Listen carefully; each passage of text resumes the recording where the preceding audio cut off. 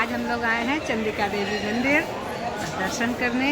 अभी हम लोगों ने चंडिका देवी दर्शन कर लिए हैं, आप लोग भी दर्शन कर लीजिएगा। अभी आप लोगों को हम दिखाएंगे चंडिका देवी का सारे जितनी जगह हम लोग गए हैं सब दिखाएंगे।